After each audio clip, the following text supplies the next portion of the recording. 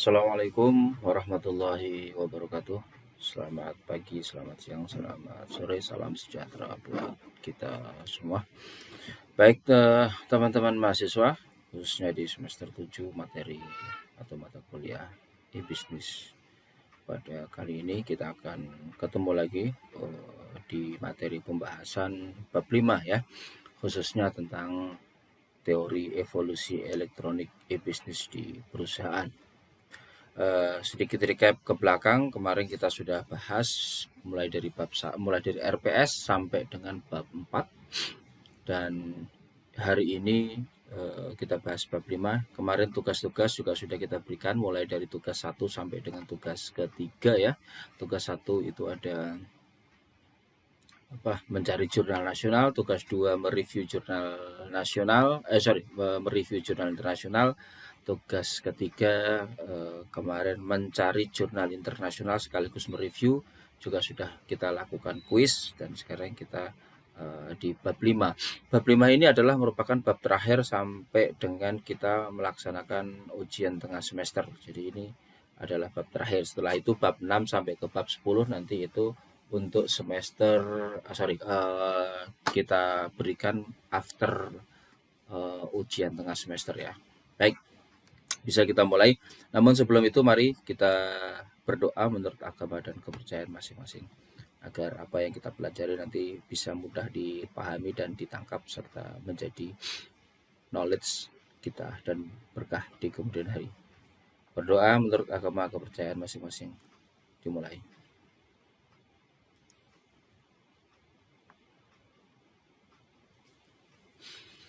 Oke, nah kalau kita lihat kemarin recap sedikit ke belakang juga bahwa kita membahas tentang e-bisnis ya, ada banyak faktor yang ada di sana, tapi paling utama adalah dua komponen utama, yaitu ada penjual dan pembeli, di mana perbedaannya antara konvensional bisnis dengan e-bisnis adalah di media yang ada di tengah atau media penghubung antara penjual dan pembeli. Kalau media bisnis konvensional maka medianya adalah media tatap muka ataupun interaksi fisik. Jadi antara penjual dan pembeli ketemu dalam sebuah market, sebuah forum, sebuah tempat. Nah, kalau di e-bisnis, market atau forum atau tempat tersebut diwakili dengan media elektronik, yaitu media internet ya. Oke, itu secara prinsip garis besar yang ada. Berikutnya adalah, nah kalau kita bahas, kalau kita lihat dari perusahaan konvensional yang akan, kalau kita lihat secara histori, pasti perusahaan-perusahaan ini sudah melakukan aktivitas bisnis ini sejak lama. Nah, artinya perusahaan ini kebanyakan justru yang existing itu adalah awalnya adalah perusahaan konvensional yang melakukan bisnisnya itu physically seperti yang selama ini kita banyak lihat ya. Tetapi bagi perusahaan-perusahaan yang model seperti itu, ketika mereka memutuskan untuk masuk atau mengimplementasikan e-bisnis ke dalam bisnis mereka, ini memang butuh sebuah evolusi, ya, sebuah perubahan paradigma yang harus dijalankan oleh seluruh komponen perusahaan tersebut, mulai dari top management, middle management, hingga para karyawan atau para pekerja yang ada di dalamnya. Karena e-bisnis ini bukan hanya merubah bagaimana bisnis ini dilakukan, tapi justru e-bisnis ini adalah merubah paradigma, merubah proses bisnis yang selama ini terjadi secara konvensional, berubah total, berubah secara revolusioner, menjadi sebuah proses bisnis yang seperti kita lihat sekarang. Jadi memang betul-betul dibutuhkan sebuah evolusi, dibutuhkan sebuah perubahan paradigma, perubahan mental, perubahan spirit, bahkan juga flow of bisnis itu sendiri juga harus berubah. Nah, perubahan yang sedang dilakukan ini secara perlahan-lahan, ada beberapa perusahaan yang memang menerapkan secara slow motion, artinya perubahannya step by step, perlahan, nature, untuk mempersiapkan seluruh elemen yang ada di dalamnya, juga untuk memberikan kesempatan mereka untuk beradaptasi terhadap perubahan dari core bisnis ini sendiri. Nah, tetapi ada beberapa juga yang menerapkan perubahan secara secara revolusioner betul-betul. Jadi langsung cut off di situ. Nah, masing-masing memiliki kelebihan dan kekurangan masing-masing. Dan nanti kita akan sempat singgung sedikit. Nah, untuk perusahaan-perusahaan yang menerapkan proses perubahan secara smooth, halus atau perlahan-lahan, ini biasanya mereka mengambil sebuah strategi. Mereka tidak mengambil risiko yang terlalu besar ketika terjadi perubahan paradigma dari konvensional kepada e-bisnis, karena dibutuhkan banyak sekali hal-hal yang harus disesuaikan ya. Nah, terlepas dari itu semua, ini juga masih belum cukup yakinnya atau mereka belum firm terhadap e-bisnis ini. Apakah e-bisnis ini, mungkin isu yang paling utama adalah apa? Secure, aman bagi mereka, bagi produsen ini, aman bagi konsumen ini. Nah, apakah media yang digunakan yang memigrasi antara market fisik, pasar dan lain sebagainya ke dalam media internet ini cukup stabil, cukup aman bagi mereka. Apakah memang betul-betul internet ini bisa digunakan untuk speed up dari proses bisnisnya? Nah, ini sebagian masih menggunakan atau menerapkan wait and see. Masih ada keraguan. Kenapa kita melihat masih ada keraguan? Karena toh sampai sekarang memang masih ada beberapa perusahaan yang masih melakukannya secara konvensional, betul-betul memang belum mau masuk ke dalam e-bisnis. Nah, ini masing-masing memiliki strategi sendiri-sendiri, dan ini juga menjadi menjadi sebuah cara pengelola manajemen dalam bagaimana how to run his business, bagaimana mereka menjalankan bisnisnya. Jadi kalau sudah seperti itu, maka apakah mereka menjadi seorang yang risk taker, mengambil risiko untuk mengikuti perkembangan, ataukah mereka wait and see untuk melihat sampai sisi punya keyakinan atau convenient bahwa bisnis ini ataupun metode bisnis e-bisnis ini memang cukup menjanjikan dan memang bisa memberikan keuntungan yang lebih bagi mereka. Nah,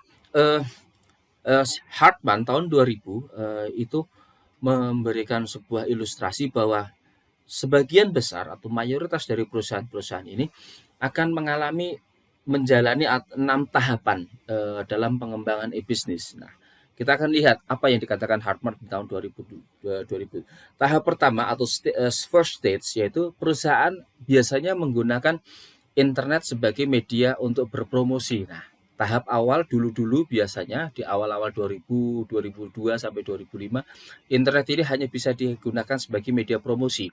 Menggantikan apa? Menggantikan media televisi, menggantikan media luar ruang, billboard, poster dan lain sebagainya, termasuk media flyer dan lain sebagainya, juga media elektronik, televisi, radio dan sebagainya. Nah, internet biasanya dulu pada tahap awal first stage hanya digunakan sebagai media untuk berpromosi belaka bagi perusahaan-perusahaan tersebut. Nah,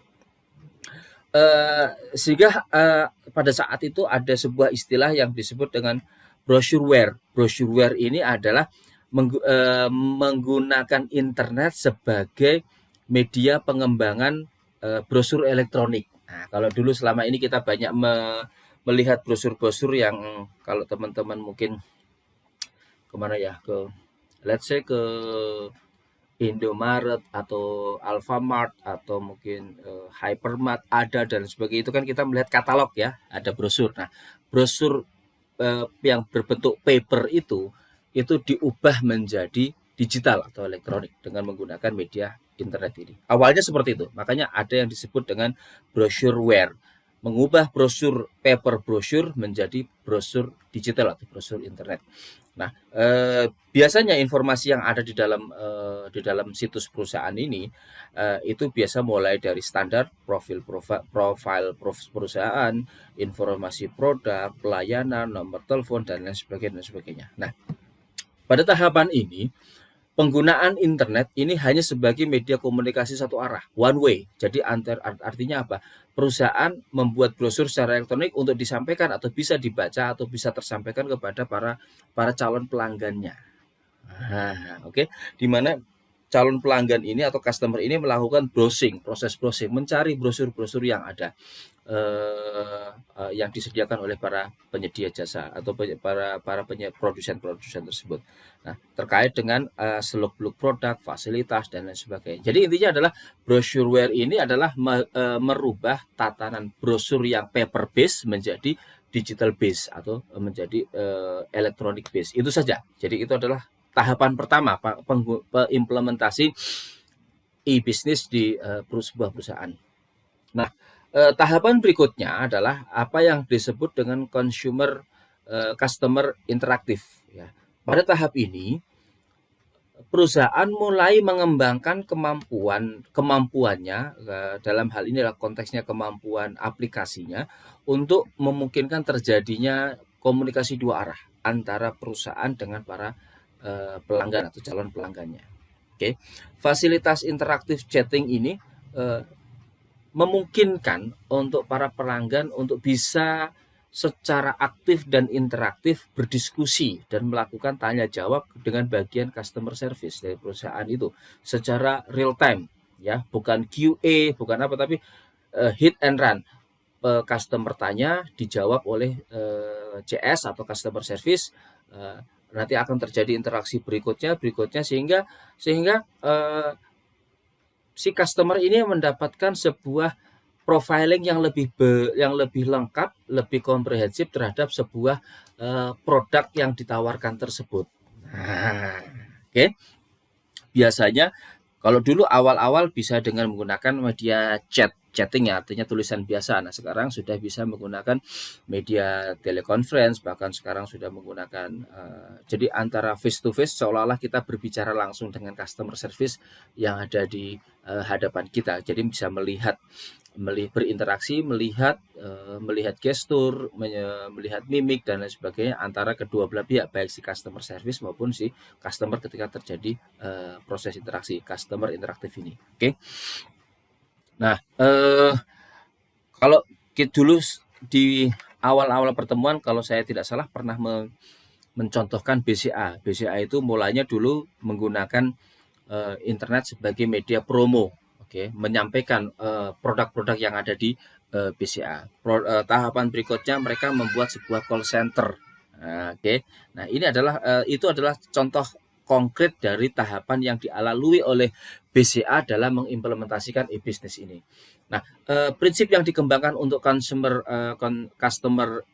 interaktif adalah menciptakan relasi hubungan interaktif, bahkan chemistry antara kita selaku produsen yang diwakili atau direpresentasikan oleh customer service dengan calon pelanggan atau calon konsumen tersebut. Sehingga pada akhirnya itu harapannya bisa membentuk sebuah satisfaction, kepuasan dari customer itu sendiri, sehingga tahapan berikutnya adalah bisa menimbulkan loyalitas. Ketika customer atau pelanggan ini sudah loyal, maka dia akan reordering, dia akan membeli kembali, atau bahkan dia akan menyarankan, memberikan testimoni atau memberikan saran positif kepada orang lain, tetangga, saudara, bahkan teman atau keluarganya untuk bisa menggunakan produk yang kita produksi. Oke. Nah, di mana di satu sisi itu adalah sisi karyawan, di sisi internal perusahaan dengan dibangunnya customer interaktif ini juga memungkinkan para karyawan untuk antara manajemen dengan staff untuk melakukan komunikasi yang efektif dan interaktif melalui penggunaan teknologi seperti kita sama-sama tahu dengan adanya grup WhatsApp, ada grup WA sekarang ya, atau bahkan Zoom dan sebagainya, seolah-olah agak sedikit membuka sekat antara manajemen dengan pihak karyawan, baik mau di berbagai lini atau berbagai level. Oke. Nah, berikutnya adalah tahapan berikutnya yang dilalui oleh sebuah perusahaan yang ingin mengimplementasikan dari e-business ini adalah transaction enabler ya. Tahap ini dibutuhkan sebuah aplikasi yang memungkinkan terjadinya transaksi bisnis secara elektronik. Nah, inilah yang ini tahapannya sudah agak mulai memang berbau-bau transaksional. Kalau awalnya tadi hanya lebih ke arah informatif saja ya. Pertama informatif, yang kedua interaktif. Nah, sekarang transaksional yang sudah mulai terjadi. Makanya disebut dengan tahapan transaction enabler gitu. Nah, dua jenis transaksi dalam bisnis ini, baik produk dan jasa oleh konsumen dan pembelian produk dan jasa oleh konsumen, dan juga transaksi perusahaan dengan rekanan melalui bisnis. Jadi di sini transaction enabler ini tidak hanya dilihat dari satu sudut saja, yaitu antara produsen dengan konsumen, tetapi juga antara perusahaan atau produsen dengan rekanan bisnisnya, dengan suppliernya, dengan vendornya dan sebagainya, di mana semuanya menggunakan internet. Ya. Aktivitas perdagangan yang terjadi adalah mulai dari pemilihan barang. Ini aktivitas yang ada di customer ya, mulai dari pemilihan barang di e-katalog, mulai terus juga penawaran harga yang disampaikan oleh si produsen atau pemilik barang, dan juga pembayaran atau eksekusi transaksi, semuanya dilakukan melalui fasilitas yang tersedia di perusahaan. Dan ini sekali lagi membutuhkan juga satu institusi lain atau institusi yang lain, yaitu apa? Lembaga keuangan sebagai bagian integral yang tidak bisa dipisahkan dari transaksional bisnis ini. Kalau transaksi konvensional bisa juga kita melalui cash and carry, ya, bayar tunai, bayar kontan. Kalau di transaksi e-bisnis hampir pasti dipastikan menggunakan jasa lembaga keuangan, baik itu bank maupun non-bank. Bank, perbankan kita sudah sama paham, banyak sekali perbankan yang menyediakan jasa itu. Non-bank contohnya apa? Kantor pos, terus apa tuh, Indomaret, Saku, Alfamart, terus perusahaan jasa pengiriman, itu termasuk bisa dikategorikan sebagai lembaga keuangan non-bank yang juga melayani transaksi keuangan untuk mendukung e-bisnis. Mana yang lebih efektif? Pilihan ada di customer itu sendiri, apakah menggunakan perbankan ataukah non perbankan. Oke. Nah, pembelian barang yang dibutuhkan melalui jaringan internet itu, ini sebagai ruhnya atau nyawanya itu adalah penggunaan infrastruktur teknologi informasi itu sendiri. Oke. Nah, jadi ini hal yang tidak bisa dipisahkan. Jadi sekarang kalau kita gambarkan, ada konsumen, ada produsen, di tengah-tengahnya ada teknologi informasi, baik internet, intranet maupun extranet, dan juga ada lembaga keuangan sebagai institusi lain untuk mendukung kesuksesan transaksi e-bisnis ini.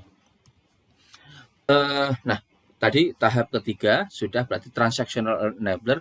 Tahap keempat yaitu pengembangan infrastruktur e-bisnis. Nah, kalau yang awalnya itu one-to-one relationship, mekanisme yang antara satu pedagang dengan konsumen, yang kemarin juga sudah beberapa kali kita bahas di pertemuan-pertemuan sebelumnya, pedagang dan pembeli, maka itu adalah konsepnya B2C ya, business to customer. Ini bisa dikatakan one to one atau satu pedagang, satu konsumen. Nah, ini adalah tahapan berikutnya yang biasanya terjadi ketika sebuah perusahaan ini menerapkan konsep e-bisnis. Artinya apa? Bahwa perusahaan ini betul-betul direct selling, penjualan langsung kepada si customernya, tidak menggunakan media lainnya. Jadi saya punya barang, saya jual, oke, fine, dibeli sama customer, dia tinggal transfer, selesai, that's all. Jadi one-to-one relationship. Mekanisme penjualan dari produk atau pelayanan ini memungkinkan terjadinya hubungan secara eksklusif, betul-betul eksklusif. Karena apa? Customize banget. Perusahaan A dengan customer A. Di sini terjadi komunikasinya juga memang langsung head to head antara customer dengan perusahaannya. Barangnya pun jelas atau cetak. Barang yang mau dibeli apa, speknya seperti apa. Jadi betul-betul di situ seolah-olah terjadinya layanan yang betul-betul custom. Artinya perusahaan ini melayani customer ini dengan berbagai cara. Perusahaan sana melayani dengan berbagai cara. Nah, dampaknya adalah ini bisa terjadi negosiasi harga. Ya, oke. Konsumen bisa mendapatkan special price yang mungkin saja tidak diberikan kepada customer lain atau konsumen lain dengan berbagai pertimbangan. Misalnya dia sudah reordering sekian kali atau kemampuan negosiasinya yang memang cukup cukup bagus, sehingga apa? Bisa saja memungkinkan dalam konteks ini harga yang diberikan kepada saya berbeda dengan harga yang diberikan kepada orang lain, ya. Tadi sekali lagi faktornya reordering, saya sudah beberapa kali order, atau mungkin kuantiti saya lebih banyak dibanding dengan orang lain, sehingga harga price per unitnya bisa berbeda. Nah, inilah yang disebut dengan one to one relationship. Sekali sangat-sangat customized, sangat-sangat personal, bisa dimungkinkan terjadinya perbedaan harga antara satu customer dengan customer lain sesuai dengan kondisi yang ada. Ya tadi sekali lagi, karena quantity, karena saya sudah melakukan reordering sekian kali dan lain sebagainya, sehingga menyebabkan harga price per unitnya bisa berbeda.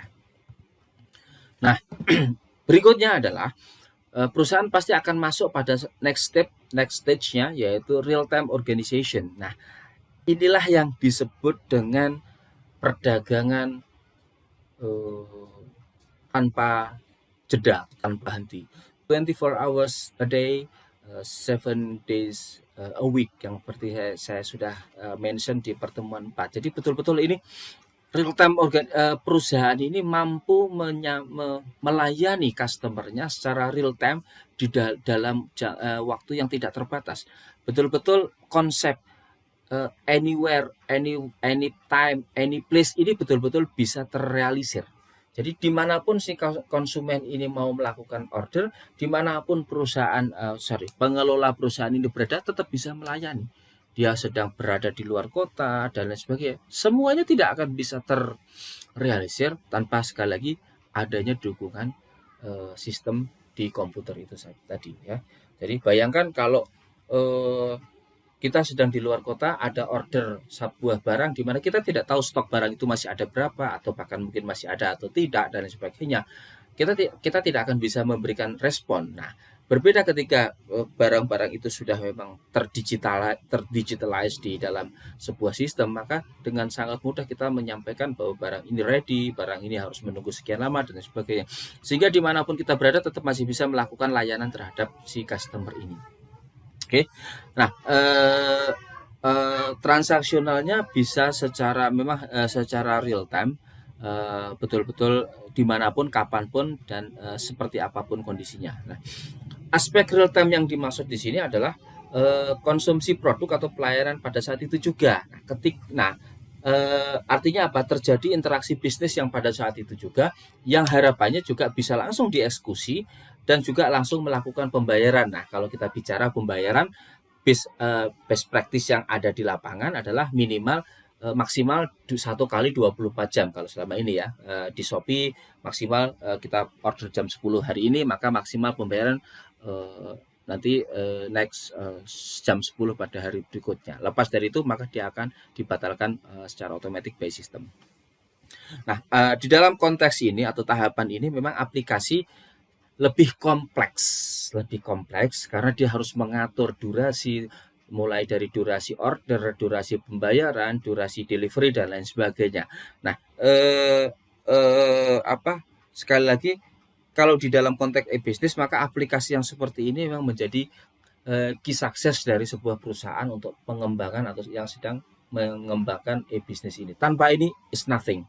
Jadi kalau kita hanya memaintain semuanya dari WA dan sebagainya agak sulit. Tetap harus dibutuhkan sebuah sistem yang lebih komprehensif, mulai dari penanganan order, penanganan payment, sampai dengan penanganan delivery. Kita bisa lihat yang secara mudah ada di Shopee, ada di Blibli, ada di Bukalapak dan lain sebagainya. Oke. Nah, si Hartman juga ini, kalau kita lihat evolusi dari penggunaan internet, ya, mulai yang pertama ini adalah recapnya, mulai dari brosureware, customer interaction, transaction enabler, real time organization, dan communities of interest. Nah, ini adalah evolusi yang terjadi di dalam e-business itu sendiri. Oke. Nah, berikutnya Communities of interest, tahap terakhir dari e-business ini adalah kemampuan perusahaan untuk membentuk komunitas di dunia maya. Oke. Nah, konsumen yang dan ataupun rekan bisnis yang saling bekerja keras untuk menciptakan ini. Jadi akhirnya akan tercluster sendiri-sendiri. Makanya kadang kita kan di dalam form pemesanan dan sebagainya ada bidang yang interested to, artinya apa? Kita tertarik di bidang apa? Misalnya kita memilih katakanlah teknologi, kita memilih fashion, kita memilih kuliner dan sebagainya. Itu sebenarnya oleh perusahaan sedang collecting database. Dalam rangka apa? Dalam rangka membentuk sebuah komunitas. Komunitas ini didasari oleh sebuah hobi, dasari oleh sebuah keinginan yang sama, passion yang sama tentang sebuah hal atau sebuah bidang. Nah, ketika ini kita sudah mengisi itu, harapannya perusahaan akan bisa membentuk profiling. Oh, ternyata dari sekian puluh ribu customer saya, sekian ribu itu senang dengan teknologi. Sekian ribu ini senang dengan fashion. Sekian ribu ini senang dengan kuliner. Dan terjadi intersection, ada yang suka tiga-tiganya. Nah, ini menjadi sebuah tadi kemarin di bab 4 sudah kita sebutkan sebagai sebuah apa? Knowledge of corporate knowledge. Ini menjadi corporate knowledge dalam menentukan produk-produk yang akan disampaikan. Sehingga ke depan setelah terjadinya terbentuknya corporate knowledge dan juga terbentuknya komunitas of interest ini, perusahaan akan bisa lebih fokus dalam mempromosikan barangnya. Oke, kalau saya punya produk tentang teknologi, maka akan saya submit atau akan saya kirim ke komunitas ini. Saya punya produk tentang fashion, maka ini akan saya sampaikan kepada komunitas ini. Akan berbeda determinasinya kalau kita secara broadcast, maka broadcast semuanya dikirim. Itu bisa menjadi kontraproduktif. Artinya apa? Ada beberapa orang yang memiliki sifat, aduh ini terlalu spam, terlalu garbage, terlalu banyak sampahnya, sehingga justru malah akan menjadi kontraproduktif, menyebabkan customer itu malah justru tidak ingin melihat lagi konten kita. Nah, jadi communication of interest ini dibutuhkan sebagai tahap akhir sebuah perusahaan yang masuk ke dalam e-business ini untuk menentukan profiling customer. Sehingga apa? Nextnya ketika perusahaan ini melakukan promosi itu tepat guna, tepat sasaran antara produk dengan minat dari calon customer ini. Nah, oke. Ini hubungan inilah yang disebut hubungan antara konsumen, partner, advertiser, komunitas lainnya ini menciptakan sebuah model baru. Maka jangan salah ketika kita banyak loh, saya kok nggak pernah pesan ini, tapi kok tiba-tiba saya dapat newsletter ini, dapat update produk ini dan lain sebagainya. Kenapa? Kita secara tidak sadar mungkin dulu pernah mengisi sebuah field ya, interest, tertarik di bidang apa, maka itu di capture ataupun diambil dengan cerdas oleh perusahaan-perusahaan tertentu untuk bisa memberikan promo tepat pada sasarannya. Oke, itu maksudnya ya.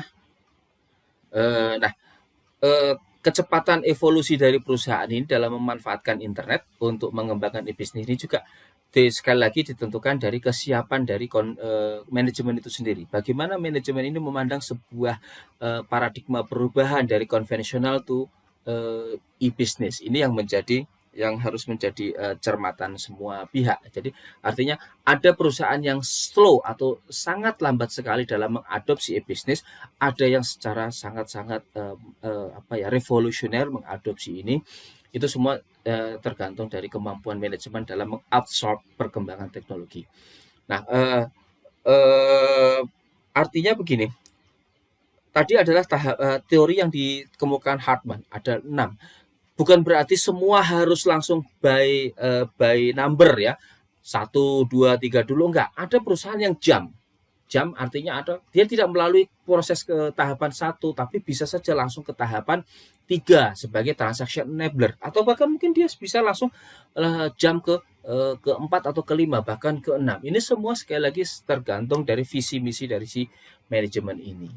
Oke, sekali tahapan tadi ataupun evolusi tadi adalah secara teoritis, tidak harus diikuti. Kalau mau diikuti silahkan saja, karena biasanya perusahaan-perusahaan yang lebih berhati-hati akan mengikuti evolusi itu. Tapi untuk perusahaan-perusahaan yang revolusioner, yang dia kepengen cepat, maka dia bisa langsung jump to next step, next stage-nya ya, bisa ketiga, bisa keempat, atau bisa ke 5 dan lain sebagainya. Itu semua tergantung kebijakan masing-masing. Nah, oke, teman-teman, itulah materi e-business untuk di bab 5, dan sekali lagi ini merupakan materi terakhir di pertemuan sebelum UTS ini. Oke, saya recap sedikit saja bahwa tahapan atau evolusi dari e-business menurut si Hartman tahun 2000 itu mulai dari brosureware. Sekali lagi, brosureware adalah mengubah brosur paper based menjadi brosur yang berbentuk digital atau elektronik. Yang kedua, customer interaction. Di sini artinya adalah bagaimana perusahaan ini masuk ke dalam ranah bisa memberikan interaksi one to one, interaksi personal antara customer dengan perusahaannya. Bisa juga dengan chat ataupun video call dan lain sebagainya. Transaction enabler sebagai evolusi ketiga. Berarti perusahaan ini juga mengubah menjadi bagaimana mengeksekusi transaksi-transaksi ini yang sudah diorder oleh customer ini menjadi sebuah transaksi keuangan. Oke. Sekali lagi, akan ada keterlibatan pihak lain, yaitu adalah pihak lembaga keuangan. Ada real time organization tadi. Perusahaan ini sudah menerapkan menerapkan sebuah konsep di mana dia melayani nasabah 24 hours a day, 7 day a week. Itu menjadi sebuah konsep yang diterapkan oleh. Dan terakhir adalah communication of interest. Di sini perusahaan mencoba membuat profiling, mengcluster customer-customernya sesuai dengan minat dan interest mereka, sehingga harapannya ke depan menjadi sebuah corporate knowledge untuk bisa diberikan, untuk bisa melakukan promosi secara tepat guna, tepat sasaran, dan tepat target, sehingga pada akhirnya mereka efektif dalam melaksanakan proses promosi dan komunikasi produk. Oke, teman-teman, itu yang bisa saya sampaikan. Kurang lebihnya mohon maaf. Nanti kita akan lanjut di berikutnya. Setelah ini kita akan lakukan ujian tengah semester. Mudah-mudahan teman-teman bisa menghadapi semua dan menaklukkan UTS yang sangat-sangat mudah nanti. Oke, sekali lagi terima kasih. Tetap semangat dan tetap jaga kondisi. Assalamualaikum warahmatullahi wabarakatuh.